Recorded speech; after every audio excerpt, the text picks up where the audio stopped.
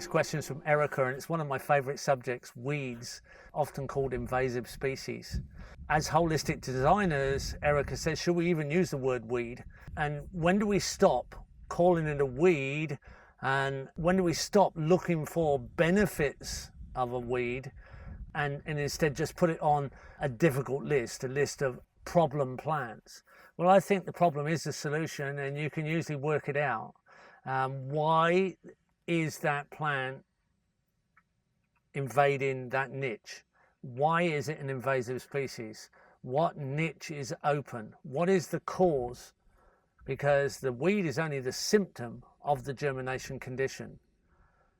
So as holistic designers, like holistic doctors, we treat the cause of a problem, not the symptom. So some of the great books, like Fred Pierce's great book, The New Wild, and Invasive Species, The Saviors of Earth. I mean, I like to call them hardworking immigrants, actually, because they are hardworking immigrants that hold up the economy of ecosystems that are damaged. And there are a lot of countries that wouldn't survive without hardworking immigrants today.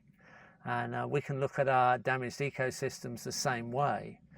So I'm not worried about the term weeds. I think people need to realize that maybe it's a derogatory term. Maybe it's a very valuable term.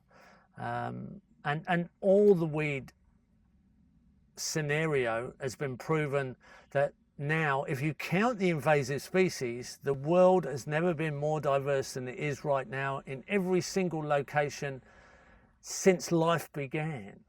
So the world is more diverse in every single location if you count the foreigners as part of the life's population of species. And we should, of course we should.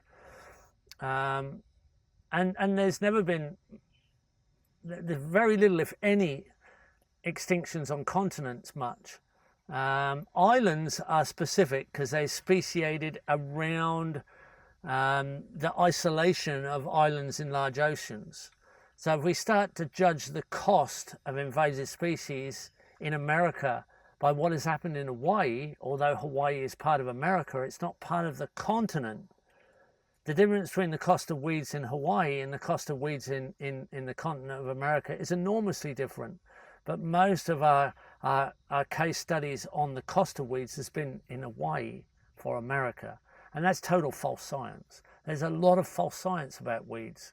And we need to look at them as very useful fast carbon pathways that indicate what we need to do to change our systems to evolve into sophisticated, interconnected, diverse ecosystems.